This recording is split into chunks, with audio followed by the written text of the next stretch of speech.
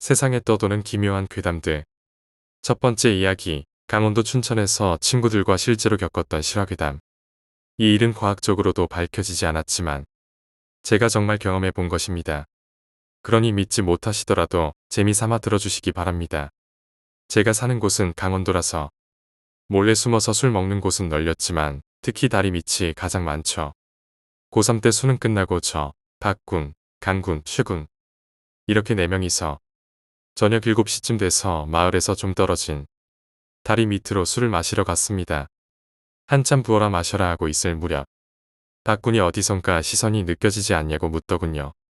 그러자 최군도 나도 누가 보고 있는 느낌이라고 말을 하면서 주위를 둘러보는데 저희 빼곤 사람이 없었습니다. 하지만 저는 춥지도 않고 별 느낌도 없길래 귀신이라면 내가 봤을 낀데 안 보이니 귀신은 아니고 니네 느낌일 뿐이니 술이나 마셔라라고 핀잔을 준 후 계속 마셨죠. 9병쯤 마셨을 때 소변을 보러 일어서는데 강군도 소변이 마렵다고 해서 저희 둘은 다리 밑에서 나와 구석진 데서 소변을 보고 있었습니다. 그런데 갑자기 비명소리가 들려서 대충 추스리고 애들이 있는 데로 갔더니 최구는 벌벌 떨고 있고 박군은 넘어간 상태였습니다. 왜 그러냐고 강군이 물으니 최군이 벌벌 떨면서 하는 말이 니들이 소변을 보러 간 후에 둘이서 소주를 마시고 있는데 뭔가 뒤통수가 싸늘해서 돌아봤더니 다리 기둥 뒤에서 창백한 얼굴의 귀신이 자기들을 보고 있었답니다. 보고 놀라서 박군을 불렀는데 박군과 같이 봤던 귀신의 모습은 상반신만 둥둥 떠 있는 남자의 모습이라고 하더군요. 그걸 보고 비명을 지르고 박군은 넘어간 거였습니다. 그래서 제가 귀신이 나왔다는 장소에 갔는데 온도가 팍 하고 내려가더군요. 결국 저도 봤습니다. 기둥에 쭉 둘러서 있는 귀신들의 모습을 말입니다. 상반신만 있는 귀신부터 물에 빠져 죽었는지 퉁퉁 불어터진 귀신과 할머니, 할아버지 귀신 등 대략 7명 정도. 전 그때 아무런 것도 가지고 다니지 않았을 무렵이라 어떻게 할 방법이 없어서 다시 돌아와서 넘어간 박군의 뺨을 후려쳐서 깨운 다음 최군과 강군이 아직 정신 덜 차린 박군을 끌고 다리 밑에서 나가기 시작했고 저도 살살 움직이면서 어느 정도 거리가 멀어지자 대뜸 달리기 시작해서 겨우 마을 입구에 도착했더니 친구놈들은 이미 겁을 먹고 집으로 전부 도망간 상태였습니다. 저도 서둘러서 집으로 돌아갔습니다. 그리고 다음날 학교에 가서 가방만 놓고 어제 그 장소에 가봤는데 낮에는 별 이상한 게 없었습니다. 집에서 엄마한테 말했더니 원래 그 다리 밑에서 물에 빠져 죽은 사람들이 많다고 하더라고요. 저희가 어제 본 것은 물귀신이었던 거죠. 그래서 한동안 저녁에는 그 근처에 아예 가지도 못했습니다. 그리고 또 다른 이야기가 있습니다. 이번엔 양군과 제가 겪은 이야기입니다. 양군은 좀 특이한 친구였습니다. 겉으로 보기엔 진짜 미친놈이었습니다. 이 양군이 대학교에 입학해서 원룸을 하나 얻어서 생활하고 있을 때였고 저는 재수하고 있을 무렵입니다. 재수 생활을 하던 여름에 양군한테 연락이 왔습니다. 방학했으니 놀러오라고 말입니다. 전 그때 재수생이라 돈도 없고 놀러갈 팔자가 아니라고 거절을 했습니다. 그러자 차비고 술값이고 뭐고 전부 다 자기가 낼 테니 오라더군요. 원래 이 양군이 누나만 3명인 상태에서 본 자식이라 아주 귀하게 컸고 집도 만석군 집안의 출신이라 재산이 상당했죠. 물론 지금도 아주 갑부집이고요. 그래서 바로 다음날 양군을 만나러 갔습니다. 양군이 사는 원룸은 지은 지 얼마 안 된 건물인지 아주 깨끗하고 시설도 좋다고 얘기를 하더군요. 터미널에서 양군을 만나 저녁 겸 소주 한 잔을 기울였습니다. 한참 술 마시고 있는데 저한테 물어보더군요. 너 가위에 눌려봤냐고 말입니다. 몇 번 눌러봤다고 대답을 해주니 양군이 원룸에 들어가고 일주일 뒤부터 이상하게 이틀에 한 번꼴로 가위를 눌리고 귀신을 봤답니다. 그럼 이따가 원룸에서 잘 건데 그때 보면 알겠지라고 대답을 해주고 술을 즐겼습니다. 3차까지 간 뒤에 양군이 사는 5층 건물 앞에 갔는데 느낌이 아주 섬뜩했습니다. 귀기라고 하기엔 이상하고 살기라고 하기엔 약한 그런 느낌이었습니다. 아무튼 양군 원룸이 302호라서 3층까지 계단을 통해서 올라가는데 올라갈수록 느낌이 점점 이상했습니다. 302호 앞에 도착해서 양군이 현관문을 열었습니다. 전 문을 열고 안을 보자마자 양군을 다시 붙잡아서 밖으로 빼고선 다시 문을 닫고 양군을 끌고 내려가서 건물을 빠져나왔습니다. 그리고 제 행동을 이상하게 생각하는 양군을 끌고 근처에 있는 포차로 들어가서 술을 시키고 양군한테 얘기했습니다. 너 가위 많이 눌린다고 했지? 왜 그런지 알아? 내가 네 방에서 뭘 본 줄 아나? 꽉 차게 들어선 귀신들이었어 라고 얘기했습니다. 귀신이 아무데나 다 있더군요. 그런 데서 잤으니 당연히 가위가 눌리는 건데 왜 그렇게 귀신이 많은지는 몰랐습니다. 포차 아주머니한테 그 건물에 대해서 물어봤는데 거긴 평범한 논이었던 걸 메우고 지은 건물이라고 하더군요. 공동묘지터도 아닌데 뭐 그리 귀신이 꽉 찬 건지 귀신들도 다양하더라고요. 아줌마, 중년 남성, 노인분들 등등. 결국 그날은 양군 데리고 근처 모텔에서 하룻밤을 지내고 다음날 양군이 그 원룸을 구했던 복덕방에 가서 이야기를 했더니 귀신을 본 게 한두 명이 아니더군요. 그런데도 이상하게 나쁜 일을 당한 사람은 없다는 겁니다.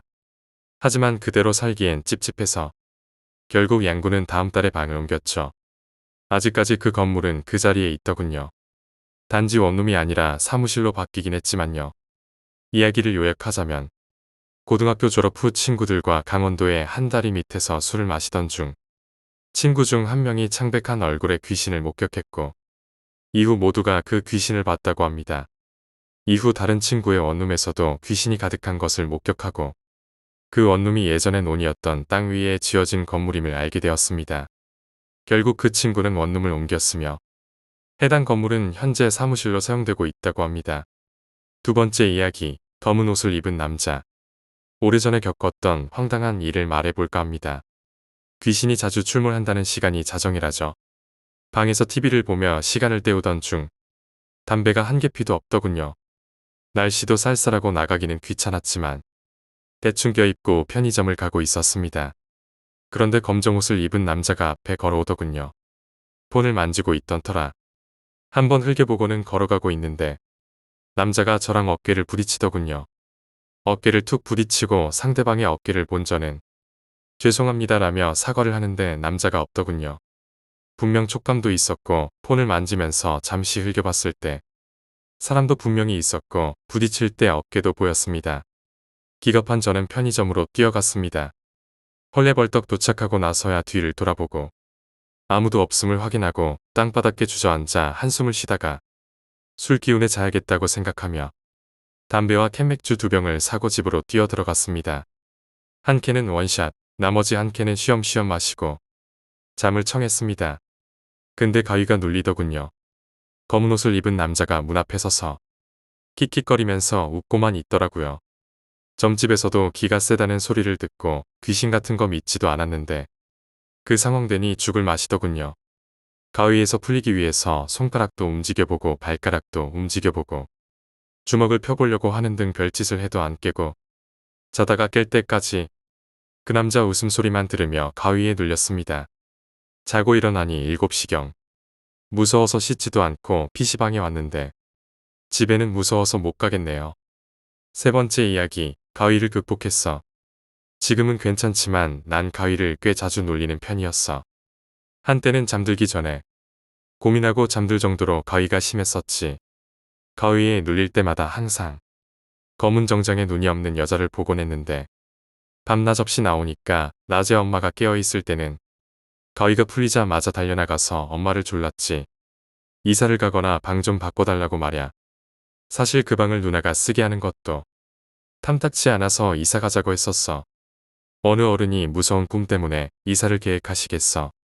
항상 하시던 말씀이 늦게까지 사람 죽이는 게임하고 영화를 너무 많이 봐서 그런 거라고 하시더라고. 몇 번 더 말씀드렸더니 한약까지 지어주시고 방구조도 한번 바꿔주셨어.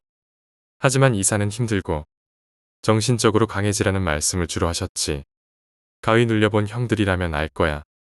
가위 눌리기 전에 쎄하게 뭔가가 쫙 몸을 스캔하는 기분. 근데 그 타이밍에 딱 맞춰서 엄마가 들어왔어. 살았다 하고 엄마를 봤지. 그랬더니 너 또 가위에 눌리냐? 하시면서 안 되겠다. 당장 짐 싸서 방 옮겨야겠다. 라고 하시더라고. 그러면서 여행용 가방에 내 옷가지를 막 챙겨주셨어. 근데 잘 생각해보면 난 가만 누워서 말도 못하는데 내가 가위 눌린지 어떻게 알아? 갑자기 전신에 소름이 쫙 돋았어. 옷도 야밤에 외출용 옷을 입으시고 그것도 검은색으로. 그때 잘 터지지도 않은 목소리로 너 엄마 아니지? 라고 간신히 말했어. 그랬더니 막 짐 싸다가 딱 멈추더니 한참을 딱 멈춰 있더라고. 그저새로 구부정하게 한 손에는 내 옷을 들고 있었고 그러다가 쓱 뒤돌아보는데 엄마가 입꼬리만 올라가서 웃고 있었어. 너무 무서워서 발광하다가 깼는데 새벽 2시였고 온몸이 땀 범벅이더라고. 불 다 켜고 게임하다가 밤새고 지금은 이사했어. 후기지만 그 검은 정장 가위를 극복하게 된 건 어느 날 검은 정장 귀신녀가 여성상 위자세로 가위를 누르길래 속으로 너도 여자니까 찢지는 있겠지 하고 한번 만져보려고 발악했는데 그 뒤로 안 나오네. 네 번째 이야기, 이상한 소리. 늦은 밤 A는 이상한 소리에 눈을 떴다. 무엇인가를 질질 끄는 듯한 소리가 창 밖에서 들리고 있다. 길에 맞닿아 있는 집이지만 이 시간쯤 되면 사람들은 거의 다니지 않는다. 부모님이 여행을 가서 혼자 있던 그녀는 무서워졌지만 그 소리에 귀를 기울였다. 잠시 후 소리가 멈췄다. 그러나 다음 순간 커튼이 쳐져 있는 창문이 똑하고 울렸다. A의 심장은 가슴에서 튀어나올 듯 고동쳤다. 똑똑하고 힘이 느껴지지 않는 소리가 몇 번이고 들린다. 그녀는 용기를 쥐어짜서 창문 쪽으로 다가간다. 누구세요? 누군가 있나요? 라고 말했지만 창 밖에서는 대답이 없다. 다만 힘없이 창문을 두드리는 소리만 들린다. 이런 장난은 그만두세요. 떨리는 입술로 그녀는 단호하게 소리쳤다. 그러나 답변은 없고 커튼 뒤에서는 느린 템포로 창문을 두드리는 소리가 들려올 뿐이었다. 그녀는 커튼의 끝을 손으로 잡고 눈을 감은 채 단숨에 커튼을 열었다. 천천히 뜬 그녀의 눈에 들어온 것은 얼굴이 피투성이인 데다가 얇은 웃음을 띠고 있는 머리가 긴 여자의 얼굴이었다. 그녀는 소리를 지르고 급히 집에서 뛰쳐나왔다. 도망치듯 친구의 집에 들어간 그녀는 금방 일어난 사건을 친구에게 이야기했다.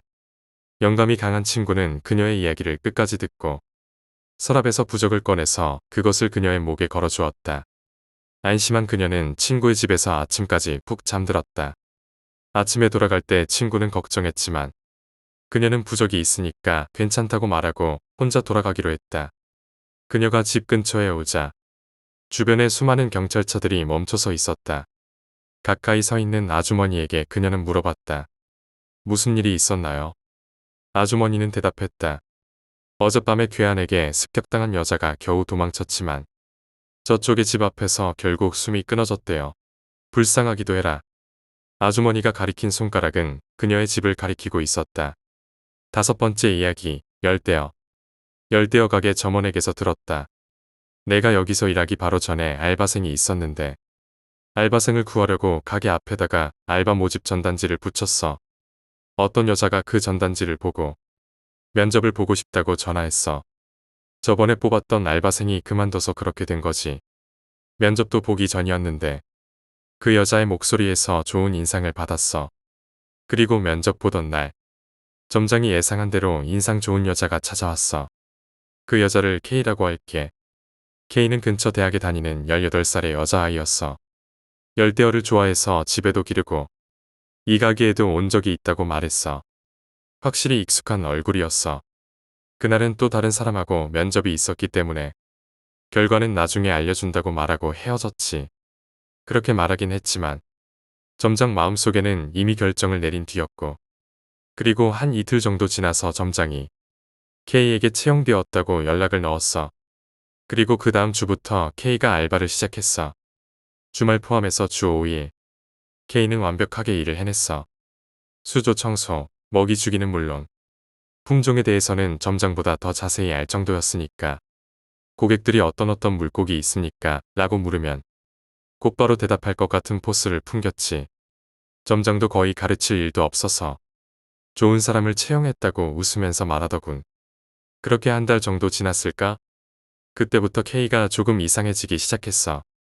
지각도 눈에 띄게 늘어나고 가게에 와서도 마음이 다른 곳에 가 있는 모습이랄까? 그냥 멍한 채로 있었어. 그래서 점장이 걱정돼서 괜찮냐고 물어봤어. 그러니까 죄송합니다. 조금 사정이 있어서 라고 대답했고, 점장은 그냥 집에 안 좋은 일이라도 있는 건가 싶어서 잔소리는 안 하고 그냥 지켜보기로 했어. 그리고 2주 정도 지나서 어느 순간부터 가게의 열대어 숫자가 점점 줄어들고 있다는 걸 깨닫게 됐어.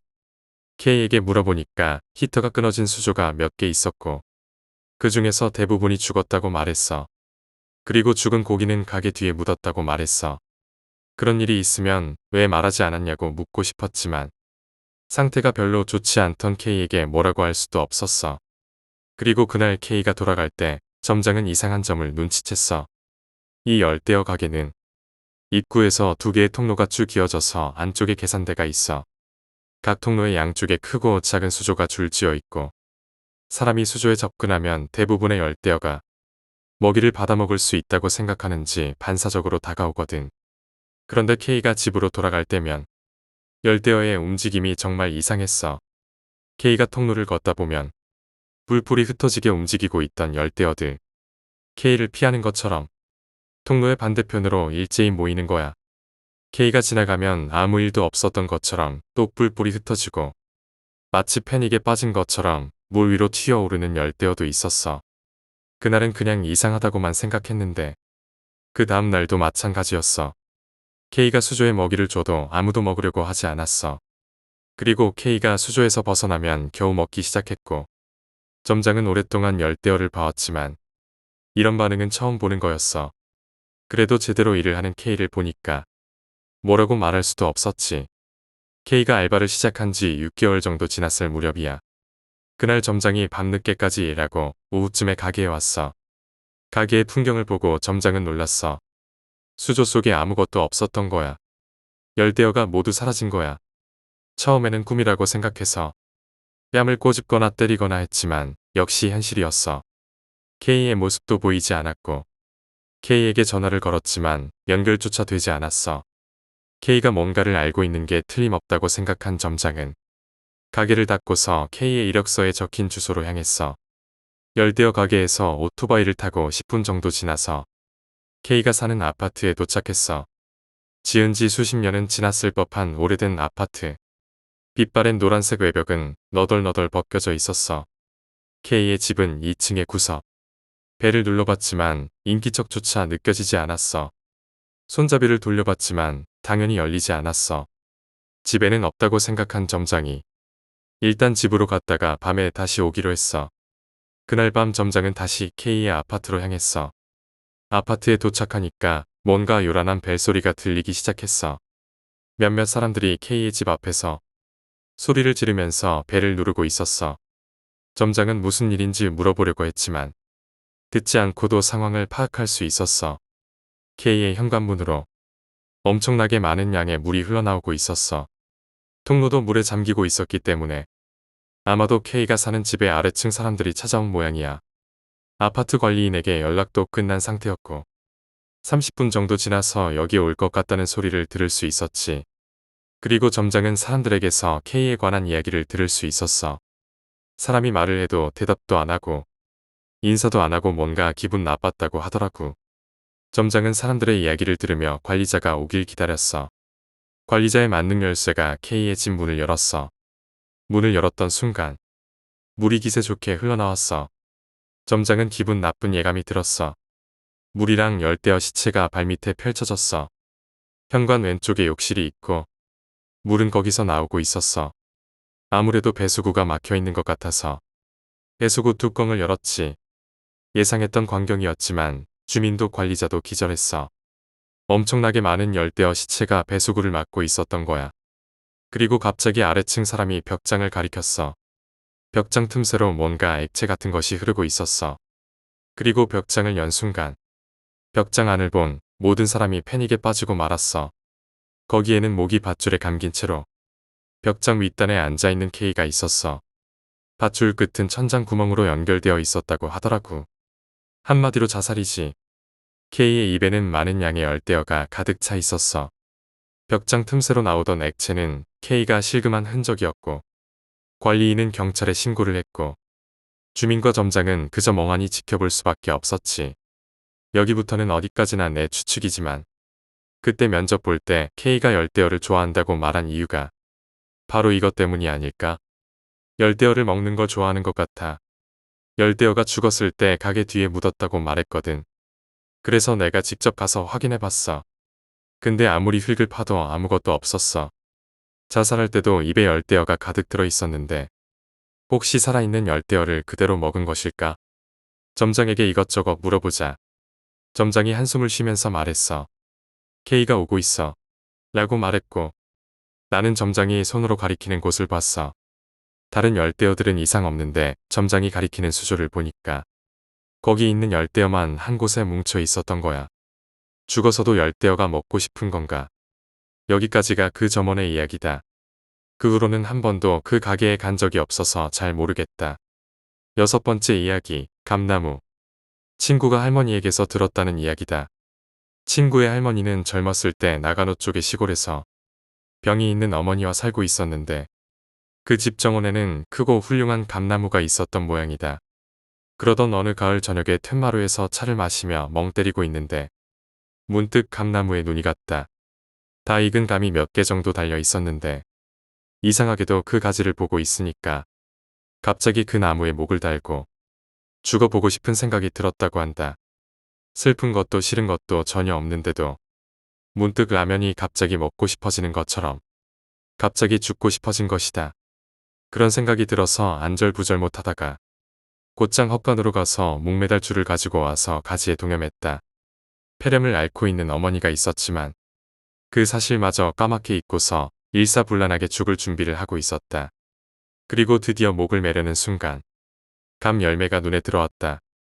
왠지 거추장스러워 보여서 다시 헛간에 가서 장대가위를 찾기 시작했다. 5분 정도 지나서 드디어 장대가위를 찾아냈다. 정원으로 돌아와서 죽자라고 생각하며 감나무를 보았다. 그런데 거기에는 자신의 어머니가 목을 메고 있었다. 이유도 모른 채 한순간 어안이 벙벙해졌다가 퍼뜩 제정신으로 돌아와서 뭐하는 거야 라고 말하며 가지고 있던 장대가위로 줄을 잘랐다. 굵은 줄이어서 자르는데 시간이 걸렸지만 어머니는 희미하게 숨을 쉬고 있었다. 그 후 의사에게 데리고 가서 진찰한 결과 겨우 목숨만은 건질 수 있었다. 나중에 왜 그런 일을 했는지 캐묻자 물을 마시고 싶어서 툇마루 옆을 지나가는데 그 감나무를 보고 갑자기 죽고 싶은 마음이 들었다고 한다. 결국 그 후에 어머니는 폐렴으로 죽고 친구 할머니도 재작년에 폐병으로 돌아가셨지만 그 체험은 잊을 수 없다면서 생전에 친구에게 자주 이야기해준 모양이다. 발작적으로 죽고 싶어지다니 뭔가 묘하게 무서웠다. 친구는 아무렇지 않게 이야기하고 있었지만 자신도 가끔은 그런 기분이 들 수도 있을 것 같다면서 웃었다. 지금은 그 감나무는 사라지고 없고 대신 그루터기만 남아있는데 최근에 죽은 줄 알았던 그루터기에서 새싹이 올라오기 시작했다고 한다. 친구는 나중에 나무가 무럭무럭 자라서 거기서 열리는 감을 따먹는 게 소원이라고 한다. 7번째 이야기, 중세의 마녀 사냥. 14세기에서 17세기 유럽에서는 마녀로 여겨지는 사람들을 끊임없이 체포해 가혹한 고문을 한 뒤 화형에 처했다. 이러한 마녀 재판은 약 300년간 이어지면서 유럽 전역에 매미를 떨쳤다. 그 기간 동안 목숨을 잃은 사람들이 수십만에 이른다는 설도 있고 수백만에 이른다는 설도 있다. 정확한 수는 알 수 없지만 마녀로 지목되어 화형을 당한 희생자들에 대한 기록은 아직도 남아있다. 프랑스 로렌에서 1576에서 1606년 사이에 2000에서 3000명, 프랑스 보르도에서 1577년에만 400명, 독일 트리에르에서 1587에서 1593년 사이에 368명, 독일 뷰르츠부르에서 1623에서 1631년 사이에 900명, 독일 밤베르크에서 1623에서 1633년 사이에 600명, 유럽 전체에서는 15세기 말부터 18세기 초까지 약 30만 명이 화형을 당했다는 기록이 있다. 멋진 유럽의 파란 하늘과 멋들어진 광장이 나무를 태우는 검은 연기와 사람의 살을 태우는 썩은 냄새로 뒤덮여졌었다는 것을 사람들은 과연 알긴 알까. 보통의 사람들은 마녀가 여자라 생각하는 사람이 많다. 하지만 그 중에는 남자들도 상당수 껴 있었다. 그것이 부각되지 않은 것은 여자의 수가 압도적으로 많았기 때문인데 그 이유는 기독교가 미망인들을 죽여 없애 재물을 가져가려는 속셈이었다. 사실 사람들의 불안감을 해소하는 돌파구로 선택된 것이 마녀였다. 사람들은 모든 불행과 해악을 마녀의 탓으로 돌려 잔혹하게 처형했다. 마녀 사냥의 무서운 점은 증거도 없이 오직 소문만으로 마녀가 될 수 있다는 것이었다. 마녀는 마력을 써서 날씨를 나쁘게 만들고 밭농사의 수확물을 줄이고 태아를 유산시키고 남자를 성불구로 만들고 갓난 아기를 잡아먹고 악마에게 살아있는 재물을 바친다. 유럽에 몰아친 종교개혁 운동에 대하여 로마 교황은 수도회를 결성해 이단 탄압에 나섰다. 마녀 재판의 전신은 13세기 로마 교황 그레고리 9세가 만들었다. 이른바 이단 신문이라는 제도이다. 이단 신문관은 교황의 보호 아래 사교나 관원을 능가하는 권한을 가지고 오로지 이단을 박멸하는 사명을 맡았다. 그리고 잔혹하기로 유명한 교황이었던 요한 22세는 1318년 2월 27일 교서에서 마녀들의 전격적인 탄압이 시작되었다. 죽음의 밧줄이 시민들의 목에 둘려진 것이었다. 그리고 이것은 귀족들도 그닥 다르지 않았다. 언제 어디서든 마녀 재판을 시작하고 지속해 판결을 내릴 수 있는 권한을 부여한다라는 것이었다. 이 결과 유럽 전역의 15세기 마녀 사냥은 절정에 이른다. 여기에 결정적인 역할을 한 것이 마녀의 쇠망치라는 책의 출판이었다. 이 마녀의 쇠망치는 도미니크 수도회의 수도사 야콥 슈프랭커와 하일리 인스티투리스가 교황 인노첸시오 8세에게 허가를 받아 1485년에 펴낸 마녀 지침서다. 이것은 출판되자마자 독일과 프랑스에서 어마어마하게 팔렸다. 이 책에서 강조하는 것은 마녀는 살려두면 안 된다라는 성서의 한 구절을 내세운 것이다. 마녀 재판은 대부분 아는 사람의 지목이나 소문으로 이루어졌다.